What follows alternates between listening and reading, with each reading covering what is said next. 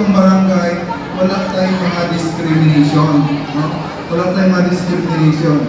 So isa lang ang tatanan, isa lang atong dugo, isa lang ang ato ang pamaagi, hindi man ang kamarang sa barangay atong ipadayon o mamahimong maayo.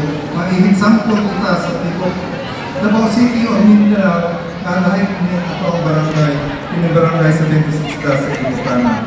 So mga silingan ako, salamat kayo sa inyo, lalo na kung mga ginikanan, no? O kinikaroon na celebration o kinikaroon na competition, natural na maging mudaog na ay mapildi. So sa ato ka na sa saying, sometimes we win and sometimes we lost.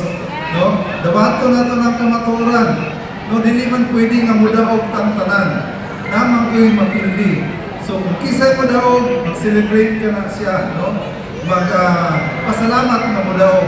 Kung kisa ito magpapildi, at least pasalamatan gihapon para at least bandang na amoy effort na may gihimo ng participation sa atong barangay na ito. So dili naman ikutob, daghang pamantang katuigan pa. So sa base sa sunod, kapuno sa ang mamahimong usa sa mutya, usa sa mga Ginoo, usa sa mga banpa, amo ang inila diri sa atong barangay. Kung kini karon, kung kisa man sa kanila ang madaog karon, ato silang butangan og plot, no?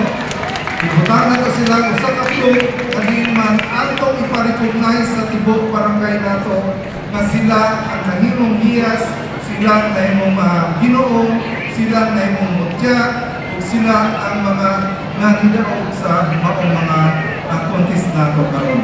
So i-plot nato na sila para at least malang ma-recognize sa tanan ang competition. Salamat sa kanila, of course, agawad Ramones sa tanan. Of course, ato ang mga board of judges. Nakakaroon sa mga kamot, sa mga board of judges nato ang desisyon. No?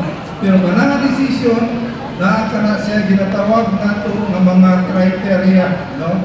So kanang mga criteria, tanawon ka lang sa mga candidate kung kini siya, bagay na siya sa mga criteria. So result niya na, wala siya ang mudaog pagka-mutya, hiyas, munting mutya ng atong barangay. Salamat, salamat.